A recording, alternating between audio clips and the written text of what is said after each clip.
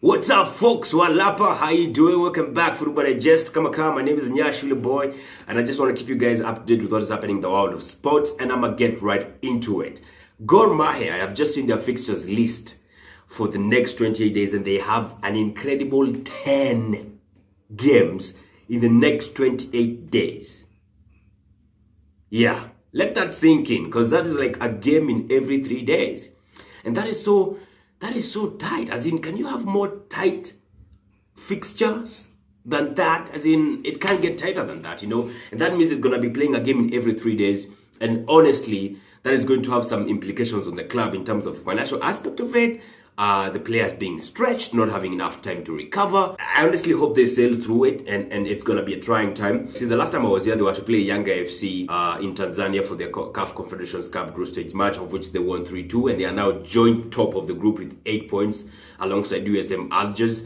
Also in the KPL, Kenya Premier League, they are top with 52 points, 12 points above the second team, and they have 4 games in hand. Ish, talk about dominating. They're just dominant. They're just unstoppable, to say the least.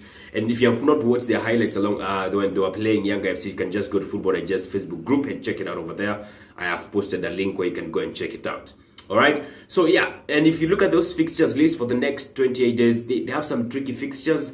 They have 2 continental matches. They have to face the likes of Bandari away from home. They have to face the likes of Sofapaka, who are second in the Premier League. They have to face the likes of AFC Leopards. That is always a big game. So yeah, it's gonna be a trying time for the club, but I honestly hope they sail through. I do hope they sail through. All right, and that is all I have to talk about Kenya Premier League and Kenyan football. Good. All right, so Arsenal got back from Singapore. They are now back in London, and I have some few aspects that I could say I took from our tour in Singapore. It was a fantastic time. We played Atletico Madrid. We drew 1-1, but we lost on penalties. We also played PSG, and we won 5-1. Fantastic game. But what caught my eye and my attention in the 2 games are 2 guys. You know, because previously I've been saying Arsenal don't have these young guys who are attacking and who are fast wingers, because I'm seeing all these at the club. They're buying these young guys who are super fast and super attacking. But Arsenal have 2 guys, young guys, who are not wingers per se, like we know we'd expect Arsenal to have, and because that's the only remaining bit in the club, if you ask me. But we have 2 midfielders. One is Emil Smith-Rowe, who had a fantastic game against Atletico Madrid. He scored a fantastic golazo. Then he came on, of course, against PSG, provided the assist for Lacazette. He had a fantastic game also. Then we also have Matteo Guendouzi. He's 19 years of age, and I'm looking at these guys and I'm like, shit, these guys are the future, and they are playing football like crazy. If you look at Matteo Guendouzi, before he came to Arsenal, I don't think he had played more than 20 games in his entire life, and especially when he was playing at FC Lorient in France. But when you watch him play, you have the impression like, shit, umse amekuwa akicheza ball for like forever. He's confident on the ball. His passing range is top notch. Man, you cannot ask for a better midfielder than that for now. You know those people they call deep lying playmakers?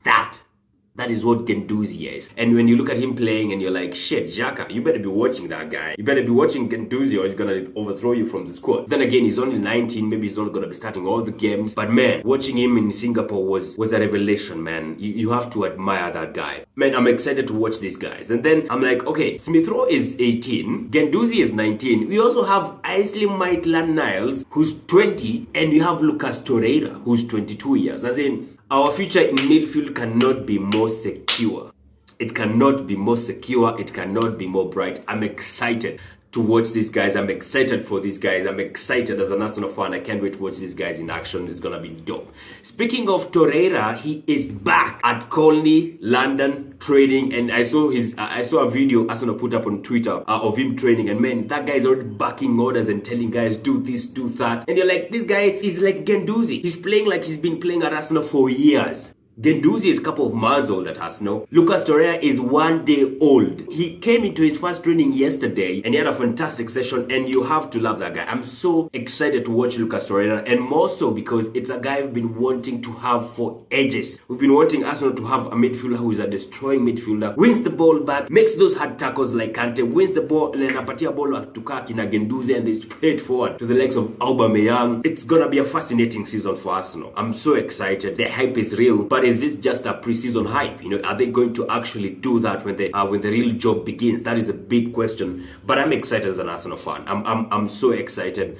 I'm looking forward to seeing the likes of Steiner, guys who have vast experience. Lucas Torreira, who's been hyped heavily. We have Matteo Guendouzi. We have Xhaka. Xhaka is back, by the way. Nacho Monreal is also back. So I can't absolutely wait for the new season to begin. And if you look at Arsenal right now, there's this feeling like you can see the players, they're feeling more and more at home. The likes of Ozil, the likes of Aubameyang, the likes of Lacazette. Lacazette was actually saying he's 1 year old now in English Premier League and he knows the ins and outs in the Premier League. So now he can expect to have a better season than he had last season. So we can look forward to seeing a better Lacazette. We also have Aubameyang. The guy is always smiling. There's this feeling in the club right now, you just can't avoid it. You just have to recognize it. And I hope it transcends all the way to each and every other player and to their performances, and they can put in quite a shift when the season begins. All right. Another thing I want to talk about is, of course, the transfers that have been happening, because the transfer window for English Premier League clubs has 10 more days to go. The Premier League kicks off on August 10th when Manchester United face Leicester City on Friday. By then, on 9th of that August, the Premier League transfer window will be closed. No more incomings, just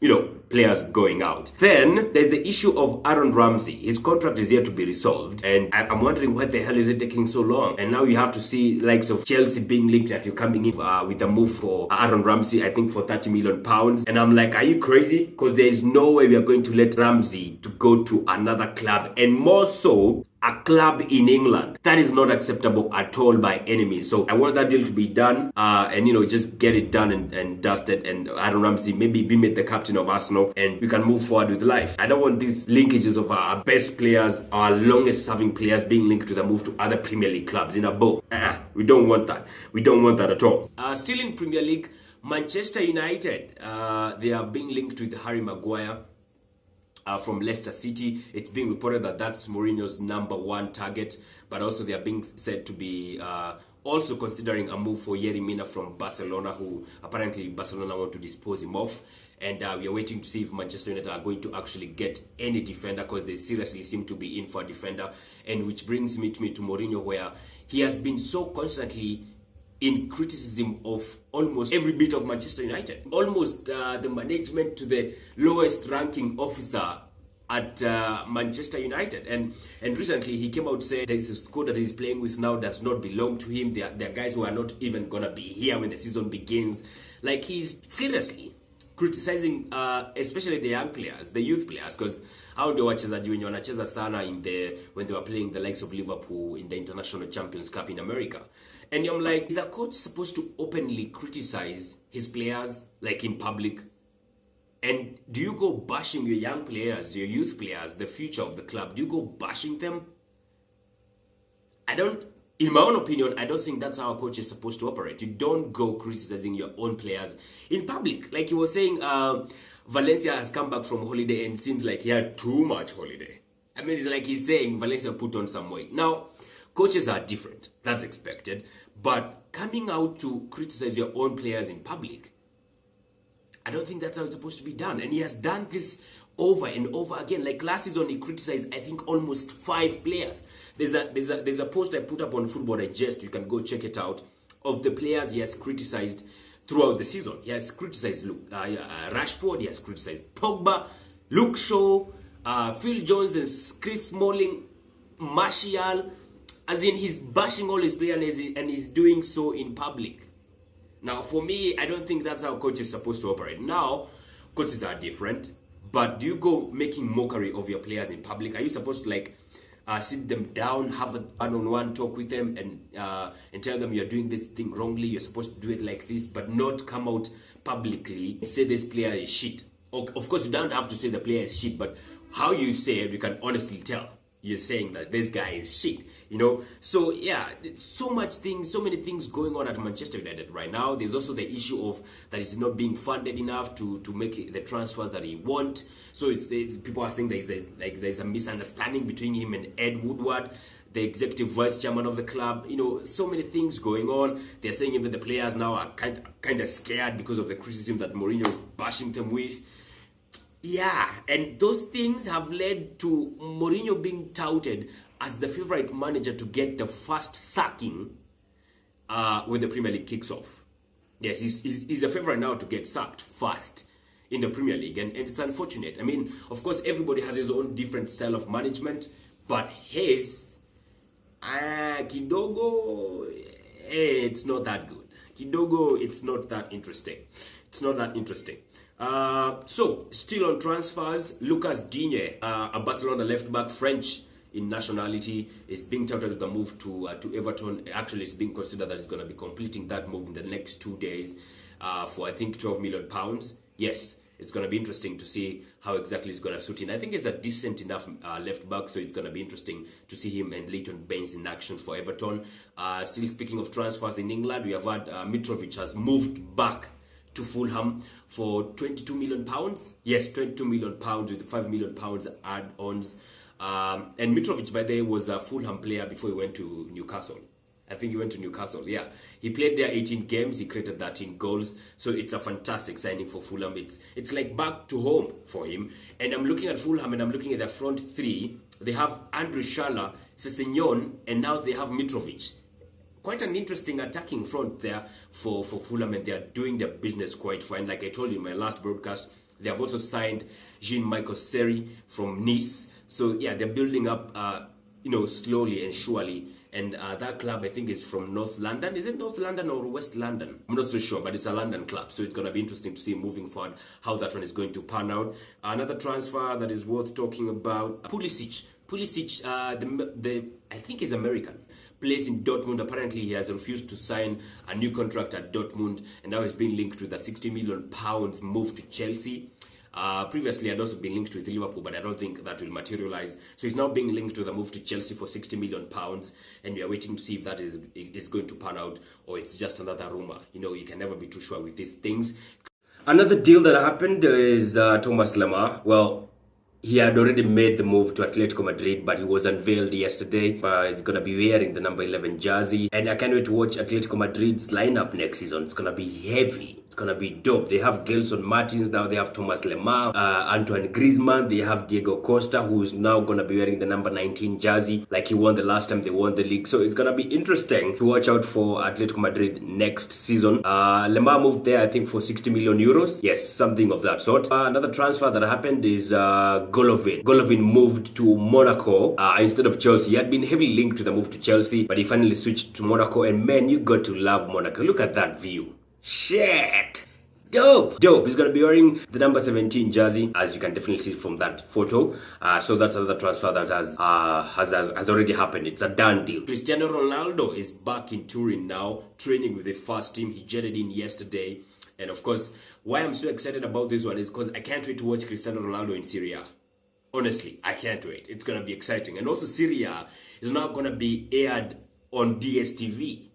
They're going to be airing on Super Sport 8. So it's going to be interesting watching Cristiano Ronaldo in a different league. And this is the first time, by the way, now in terms of where he left, is the first time Madrid are starting a season in 18 years without a Ballon d'Or winner. Yes, in every season in the last 18 years, they have started a season with a Ballon d'Or winner. This is the first time they are doing so without. So it's going to be interesting. It's going to be absolutely interesting to see how they cope with the absence of Ronaldo. And of course, Lopetegui is saying Gareth Bale can fill in the boots.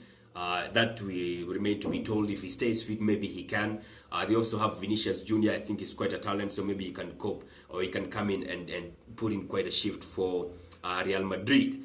All right, and I think that's all there is to talk about for now. And I'll be back here again, most likely on Thursday or Friday, just to keep you up to date with what has happened in the next 3 days of football, as we get closer and closer to the kickoff of the 2018-19 season. And this is going to be majestic. I can't wait. I think it's going to be a hell of a season for Arsenal. I hope we go on and put in quite a shift, and we prove right all these guys who are saying that we might have a season to behold. Yes, because I think we'll have a season to behold. I honestly can't wait for this one to happen and be exactly as we hope it to be. All right. Thank you so much. As always, you can check us out on YouTube, Football Digest KE. You can also check us out on Facebook, Football Digest Facebook group. And yes, you can go and be part of the football community that we are growing slowly and surely. All right. So thank you so much. Have a fantastic day. Have a fantastic Wednesday. I'll see you again on Thursday or Friday. All right? God bless. Take care.